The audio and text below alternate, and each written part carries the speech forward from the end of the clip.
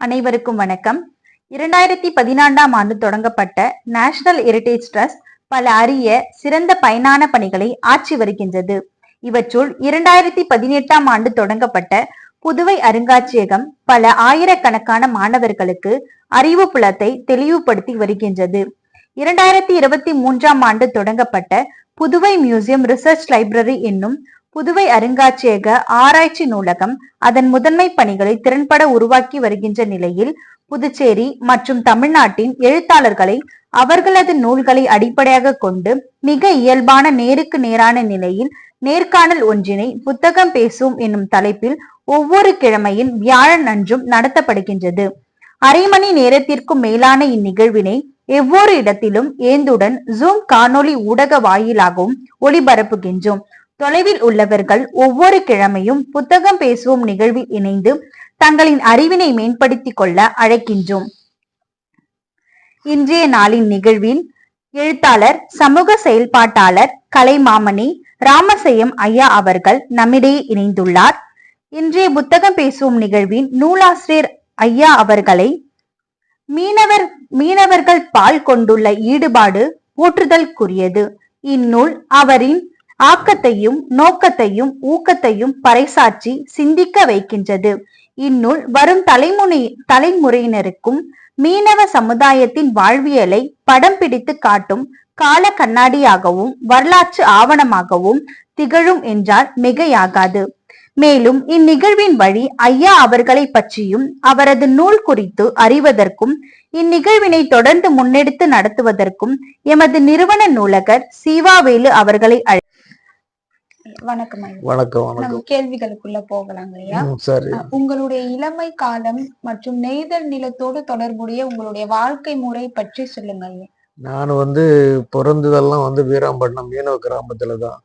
எனக்கு இளமையில எங்க ஊர்ல பள்ளிக்கூடம் கிடையாது. அப்போ பிரெஞ்சுக்கார காலத்துல நான் 1ஆம் கிளாஸ், அதாவது எனக்கு 10 வயசு இருக்கும் பொழுதுதான் 1ஆம் கிளாஸ் 1ஆம் கிளாஸ்ல போய் சேர்ந்தேன். அதுக்கு வரையில நான் கடல்ல இறங்கி மீன் பிடிச்சிக்கிட்டு நண்டு கட்டை போட்டுக்கிட்டு இப்படிலாம் விளையாடிருந்தேன். ஆனா திண்ண பள்ளிக்கூடம் படிச்சுட்டு இருந்தேன். திண்ண பள்ளிக்கூடம் படிக்கும் அப்ப எல்லாம் திண்ண பள்ளிக்கூடம் தான் இருந்தது. வாத்தியாரங்கள்லாம் இப்போ கொஞ்சம் படிச்சவங்க அவங்க வீட்டுல பள்ளிக்கூடம் படிப்பாங்க, தொழிலுக்கு போவாங்க. தொழிலுக்கு போயிட்டு வந்த பிறகு இது மாதிரி பண்ணிட்டு இருந்தாங்க. அப்ப திண்ண பள்ளிக்கூடத்தை படிக்கும் பொழுது பள்ளிக்கூடம் வரல. அதன் பிறகு 64 பிறகுதான் வீராம்பட்டினத்துக்கு 1ஆம் கிளாஸ் வந்தது. அப்படி 1ஆம் கிளாஸ் வந்த பிறகு அப்போ நான் பிறந்தது 1948 பிறந்தேன். ஆனால் 51 1ஆம் கிளாஸ்ல போய் சேர்ந்தேன். 1ஆம் கிளாஸ்ல சேரும் பொழுது நான் கொஞ்சம் திண்ணப்பள்ளியோடம் படிச்சதுனால கொஞ்சம் நல்லா படிப்புன்னு சொன்னேன்.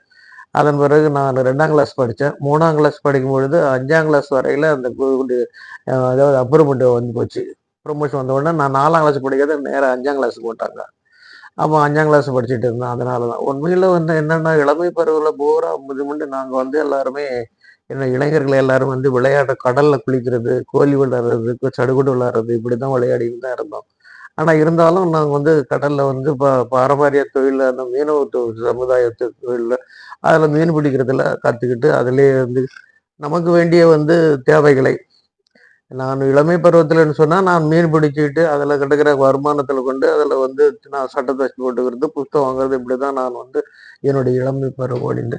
அதன் பிறகு நான் இப்படியே படிச்சுட்டு இருக்கும் பொழுது மனவெளிக்கு 9th ஸ்டாண்டர்ட் மனவெளிக்கு போனேன். நான் மனவெளிக்கு போகும் பொழுது அப்போ கொஞ்சம் நான் ஸ்போர்ட்ஸ்ல கொஞ்சம் அதிகமா இருந்தனால என்சிசியில நான் ட்ரூப் சார்ஜடா இருந்தேன். நான் டைரக்டாக டெல்லிக்கு செலக்டட் ஆனேன். அந்த குடியரசு தின விழாவில் கலந்துக்கிறதுக்காக பாண்டிச்சேரியிலேருந்து கிராமப்புறங்கள்லேருந்து செலக்டட் ஆன ஒரே ஆள் நான் தான்.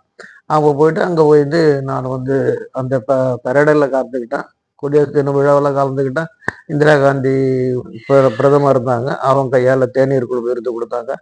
ஜாகிர் ஹுசேன் ஜனாதிபதியாக இருந்தார். அது மாதிரி அந்த மாதிரியான ஒரு இளமை பருவத்தில் ஓடிக்கிட்டே இருந்தது. அதன் பிறகு நான் 9th முடிச்சேன். 11th அப்போ நாங்கள்லாம் பள்ளியில் 11th வரையில இருந்தது எங்களுக்கு.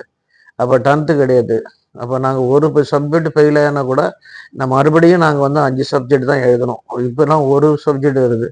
அந்த மாதிரி அது மாதிரி நாங்கள் உடல் ஸ்போர்ட்ஸில் இருந்ததுனால தைரியமான வந்து நிறைய விளையாட்டு போட்டிகள் கலந்ததுனால உணவுலாம் எங்களுக்கு வந்து சாதாரண அந்த காலத்து உணவு சாப்பிட்டுறதுனால நமக்கு உடம்பு ரொம்ப நல்லா இருந்தது. அதன் பிறகு என்ன பண்ணிட்டு இருந்தேன், நான் வந்து 69ல வந்து எஸ்எல்சி முடிச்சேன். 71ல 73ல வந்து வேலைக்கு போயிட்டேன். கவர்மெண்ட் ஜாப் போயிட்டேன்.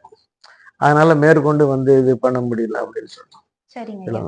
மீனவர்களின் சொல் களஞ்சியம் வாழ்வியல் முறை இந்த நூலை நீங்க எழுதுவதற்கான காரணம் பற்றி சொல்லுங்க. அதாவது இன்னைக்கு வந்து இருக்கிற முறைகள் வந்து இன்னும் வருங்காலத்துல வந்து இந்த முறைகள்லாம் மாறிடும். தொழிலுடைய முறை மாறிடும். ஏன்னா நாகரிகம் வளர வளர என்ன ஆயிடுச்சு சொன்னாக்கா, விஞ்ஞானத்துல வந்து மீன் பிடிக்க ஆரம்பிச்சுட்டாங்க. அவங்க இப்ப தொழில் இதெல்லாம் வருங்கால இளைஞர்களுக்கு வந்து இது வந்து எல்லாம் இந்த மாதிரி நம்ம முன்னோர்கள் வந்து இந்த மாதிரி பலகம் தான் இப்படி மீன் பிடிச்சாங்க, இப்படி இருக்குது அப்படின்னு சொல்றதுக்காக ஒரு ஆய்வு பண்ணி கன்னியாகுமரியில இருந்து நடைப்பயணம் பண்ணேன். அப்போ ஒவ்வொரு கிராமத்திலயும் இருக்கிற மீனவர்களை பத்தி கேட்டுட்டு அங்க வந்து என்ன பண்ணா, கன்னியாகுமரியில வந்து கிறிஸ்டின் மீன் பிடிக்கிறாங்க. அப்புறம் வந்து மல்லிப்பட்டினம், ஜேதாப்பட்டினம், கோட்டைப்பட்டினம் முஸ்லீம் மீன் பிடிக்கிறாங்க. தூத்துக்குடிக்கு இந்தாண்ட பக்கம் போனா இந்து மதத்தை சேர்ந்தவங்க மீன் பிடிக்கிறாங்க. மதம் மட்டும் வேறு தவிர தொழில் இன்னும் மீன் பிடிக்கிறது தான் ஒரே தொழிலா இருக்கிறாங்க. ஆனா தொழில் வந்து சில நேரங்கள் வந்து மாறுது. அதாவது நமக்கு வந்து நாம இருக்கிறதுல வந்து மீனோட பெயர் மாறுது, காற்றோட பெயர் மாறுது, வெள்ளத்தோடைய பெயர்லாம் மாறுது. அதனால வந்து இதெல்லாம் வந்து மக்களுக்கு வந்து வருங்கால இளைஞர்கள்லாம் தெரிஞ்சுக்கணும்னு இவங்க இந்த மாதிரி சொல்லலாம் நம்ம வந்து பயன்படுத்தி இருக்கிறாங்க. இப்போ வந்து இருக்கிற சொல்லலாம் மாறி போச்சு. இளைஞர்கள் எல்லாம் விஞ்ஞான ரீதியா போகிறாங்க. அதுலயும் வந்து பழைய காலத்துல என்ன பேசுனாங்க, அவங்க என்ன சொன்னாங்க, என்னென்ன வலையில மீன் பிடிச்சாங்க, அதெல்லாம் வந்து பிற்காலத்துல கொடுக்கணுன்றதுக்காகத்தான் நான் சொற்களஞ்சியன்ற நூலை வந்து எழுதினேன். சரிங்க ஐயா. எவ்வளவு சொற்கள்ங்க ஐயா இந்த நூல்ல கொண்டு வந்திருக்கீங்க? ஏறக்குறைய இதுல வந்து ஒரு நூத்துக்கணக்கான சொற்கள் இருக்குது. இன்னும் வந்து நிறைய சொல்கள் இருக்குது. ஆனா வயசானவங்கள போய் பார்க்க முடியல இப்போ. அவங்களெல்லாம் பார்த்து அவங்கெல்லாம் முன்ன பெரியவலன்றாங்க.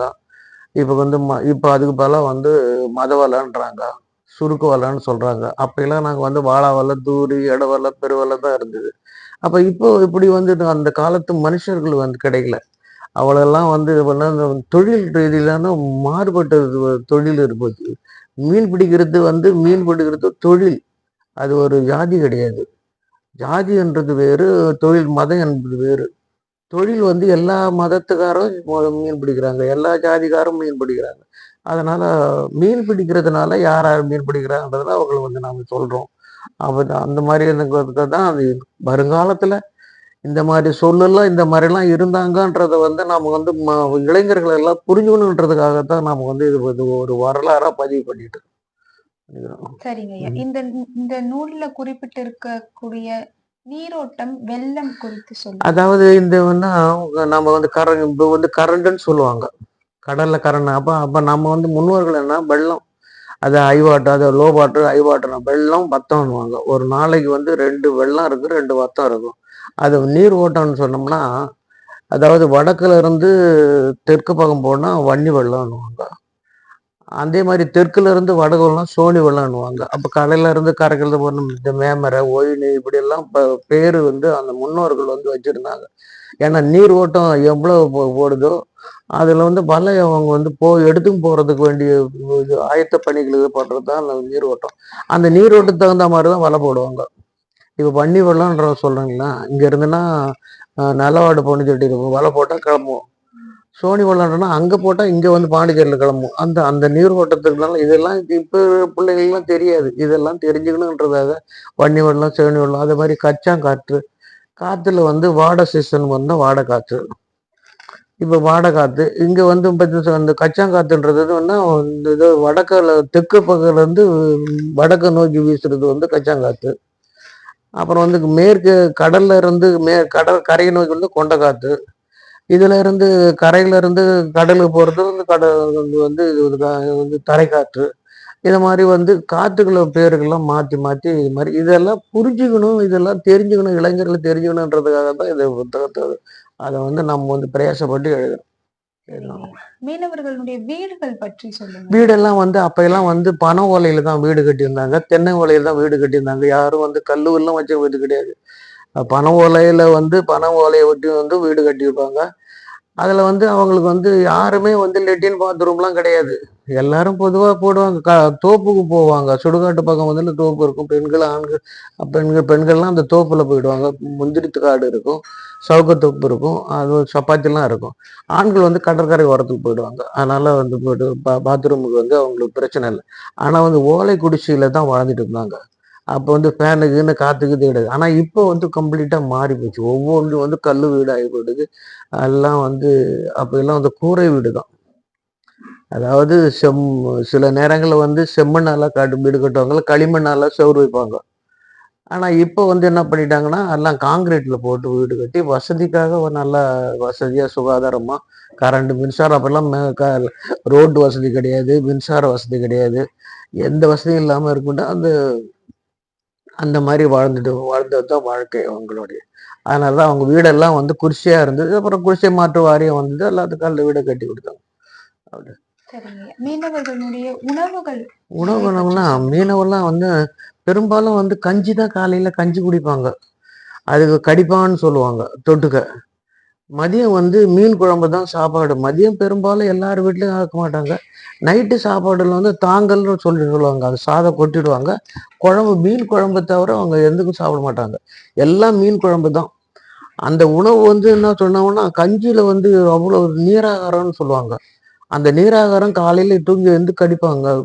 குடிச்சிட்டு தொழிலுக்கு போவாங்க. 3 மணிக்கு போகும்போது கஞ்சி, பச்சை மிளகா, வெங்காயம். இதுதான் வந்து அந்த பல்லாவல போட்டு கட்டி கொடுப்பாங்க. இதை எடுத்துக்கிட்டு தான் அவங்க வந்து போயிட்டு மீன் பிடிக்கிறாங்க. ஆனா அவங்க வந்து திடகாத்தமா இருந்தாங்க. அந்த கஞ்சி பண்றது வந்து அவ்வளோ ஒரு மாதிரி ஊட்டச்சத்து மாதிரி இருந்தது. நல்லா திடகாத்தமா இருந்தாங்க. அதனால அந்த உணவுலாம் வந்து மறுபடியும் பிறகு காலம் மாற மாற உணவெல்லாம் மாறி போச்சு. இப்ப எல்லாம் இட்லி, தோசை அப்படி இப்ப வச்சுன்னுருக்கிறாங்க. அதனால வந்து அவங்க சாப்பிட்டது வந்து என்ன பண்ணுவாங்கன்னு சொன்னா, பனங்கிழங்கு சாப்பிடுவாங்க, மையக்கிழங்கு சாப்பிடுவாங்க, வேர்க்கடலை சாப்பிடுவாங்க, தேங்காய் பத்தை இது மாதிரி எல்லாம் நம்ம சாப்பிடுவாங்க. விளையாட்டுலாம் வந்து நிறைய விளையாடுவாங்க. அந்த மாதிரி சாப்பிடும்பொழுது உணவு நல்ல சத்தா இருந்தது அவங்களுக்கு. எந்த விதமான வியாதியும் வராம நல்லா இருந்தாங்க. அவங்க வந்து வயசானவங்க என்ன பண்ணுவாங்க, ஒரு 50, 60 வயசு முன்ன சாயந்தரமா தூக்கத்தோட கள்ளு குடிப்பாங்க. அது கூட வந்து பசியார போறோம்னு சொல்லி தான் கள்ளு குடிப்பாங்க. கள்ளு குடிச்சதும் படுப்பாங்க. அந்த உணவு தான் அவங்க வந்து இன்னைக்கு நல்லா இருக்கு. கேவுரு வருது, கூழு குடிச்சு சாப்பிடுவாங்க. கம்பு கம்பு கேழ்வரகுல கூழ் அடைய சுட்டு சாப்பிடுவாங்க.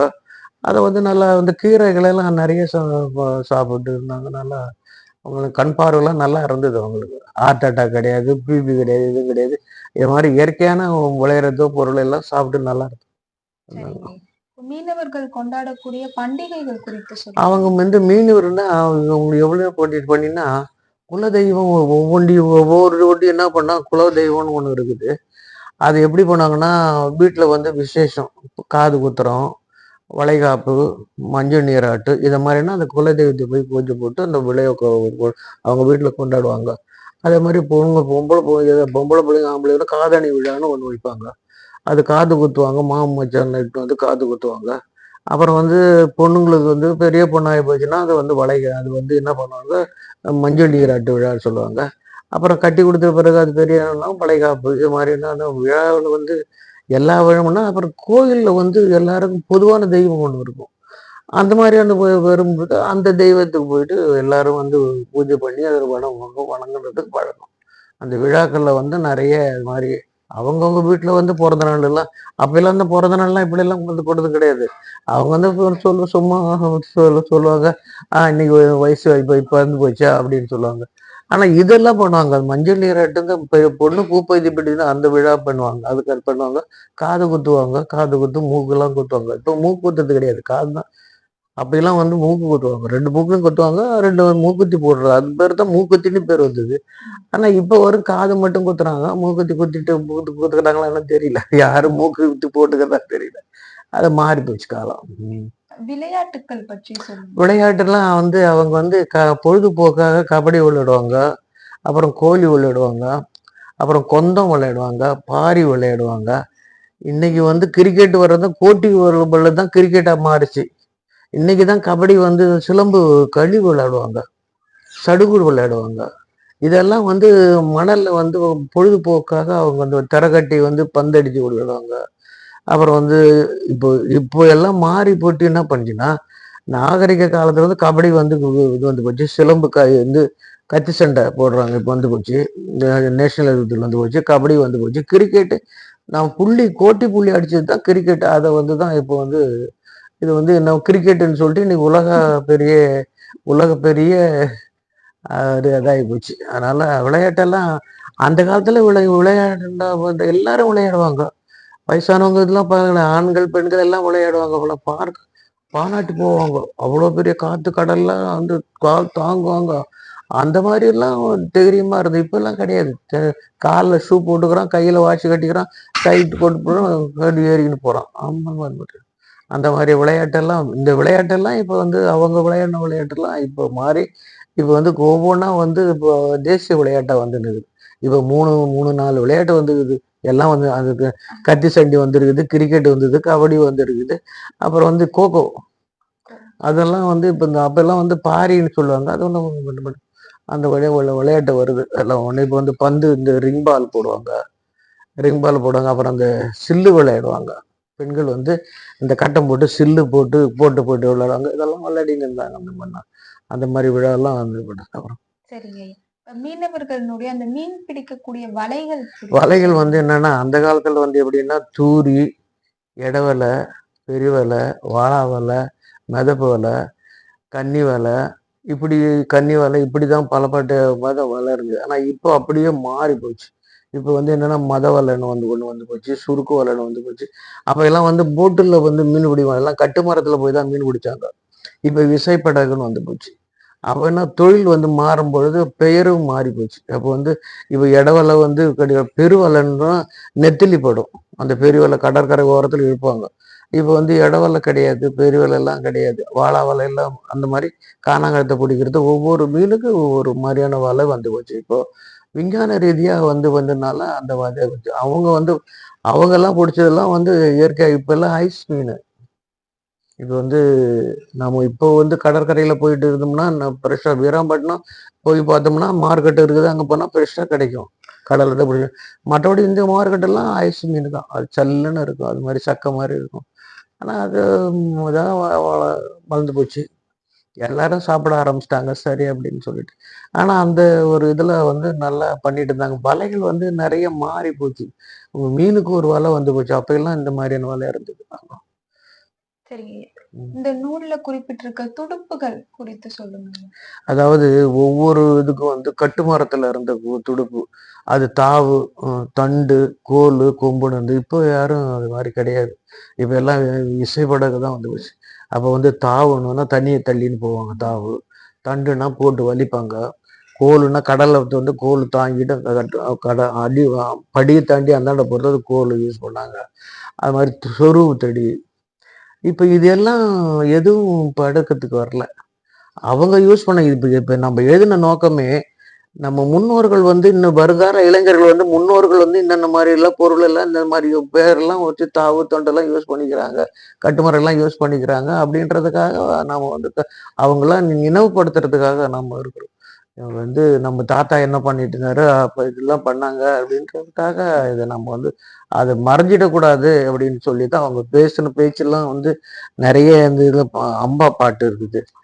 அதுல வந்து என்னன்னா வலிச்சா வழிபடுமா வந்து நின்னா மீன்படுமா மீனா பெரிய வேலை மீனாட்சி அம்மன் வேலை காணா பெரிய வேலை காமாட்சி அம்மன் வலிச்சா இது மாதிரி வந்து அவங்க வந்து இந்த இதுல மாதிரியும் வந்து அவங்களை வந்து சோறு வராம இருக்கிறதுக்காக பாட்டு போகலாம்.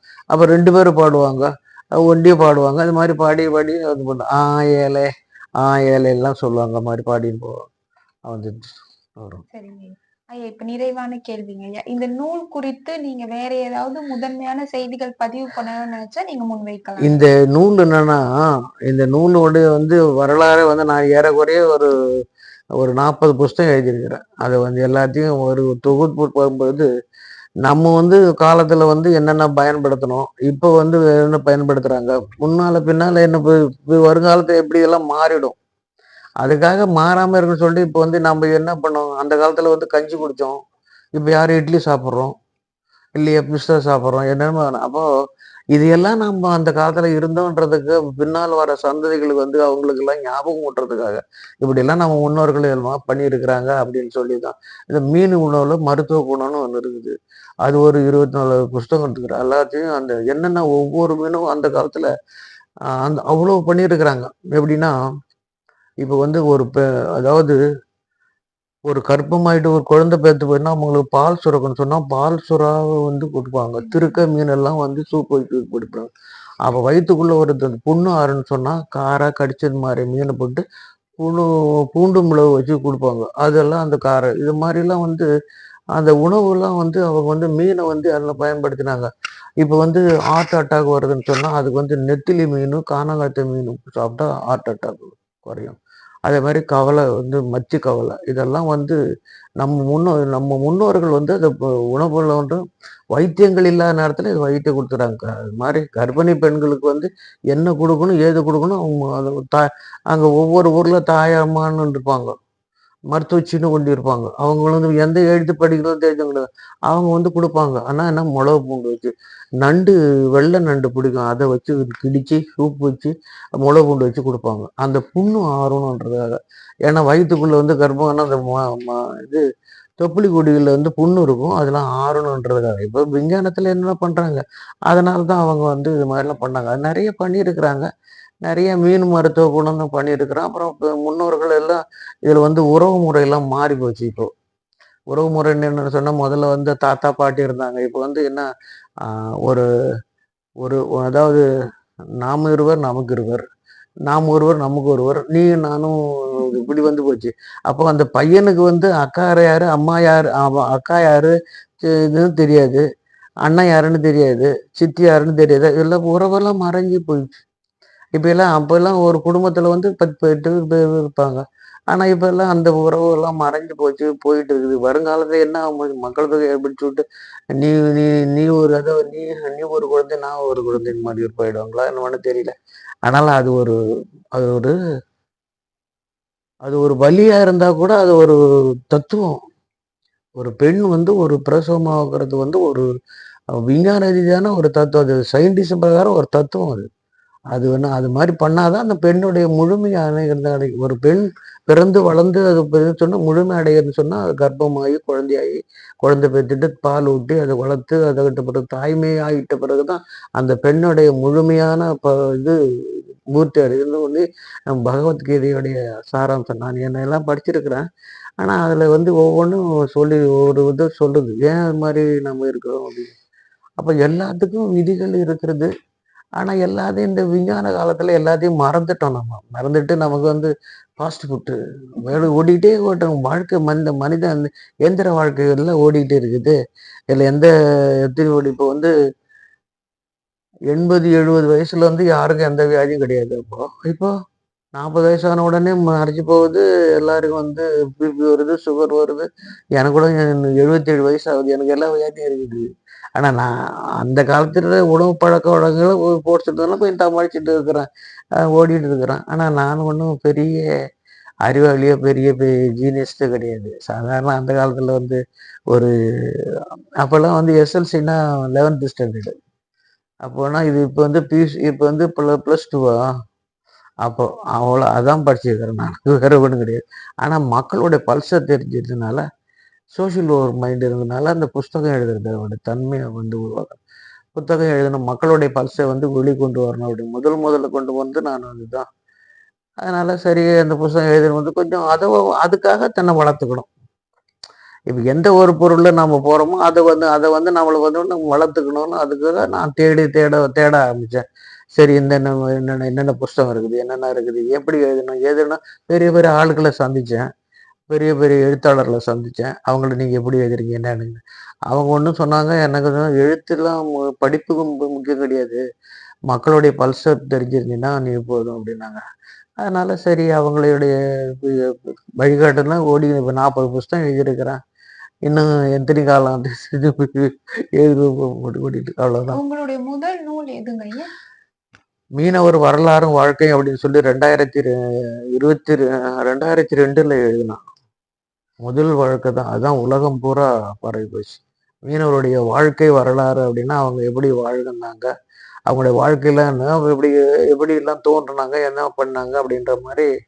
அதாவது மீனை வந்து முதல்ல என்னுடைய ஆய்வு தான் நான் சொல்லணும், மற்றவங்கள சொன்ன. அதாவது சிந்து சமவெளி நாகரிகம் படிக்கும் பொழுது பார்த்தேன். சிந்து சமவெளி நாகரிகம், அதாவது அணுவிலிருந்து தோன்றிய மனிதன், ஆதம் ஏவாளில் தோன்றிய மனிதன், அடுத்த குரங்கிலிருந்து தோன்றிய மனிதனா இருக்கட்டும், அல்லது அணு, இதுல எதெல்லாம் பண்ணா முதல்ல நதிக்கரையோரம் தான் நாகரிகம் வளருது. அப்ப நதிக்கரை ஓரத்துல நாகரிகம் ஏன் வளருதுன்னா, நதிக்கரையில இருக்கிற மீனை பிடிச்சு உணவு சாப்பிடணும், தண்ணியை குடிக்கணும். அதன் பிறகு என்ன பண்றான், நாடோடி வாழ்க்கை. அங்க மீனும் இதெல்லாம் ஆயிடுச்சுன்னா நாடோடி இன்னும் ஒரு குளங்கொட்டையை எடுத்துட்டு போறோம். இப்படிதான் நான் என்னோட ஆராய்ச்சியை நான் பண்ணிட்டு இருந்தேன். என்னால பண்ணிக்கிட்டு இருக்கிறேன். நானும் சில ஆய்வுகளை பண்ணிட்டு தான் இருக்கிறேன். பண்ணி பார்ப்போம் எவ்வளவு நாளைக்கு நம்ம பண்ணிடுறோம். ரொம்ப நன்றி. அவ்வளவுதானே. இன்றைய நாளின் புத்தகம் பேசுவோம் நிகழ்வில் மீனவர்களின் சொல் களஞ்சியம் வாழ்க்கை முறை எனும் நூல் குறித்து நேர்காணல் வழி உரை நிகழ்த்திய எழுத்தாளர் கலைமாமணி திருவாளர் ராமசயம் ஐயா அவர்களுக்கு எமது புதுவை அருங்காட்சியக ஆராய்ச்சி நூலகம் சார்பில் நன்றியினை தெரிவித்துக் கொள்கின்றேன். நன்றி, வணக்கம். நன்றி.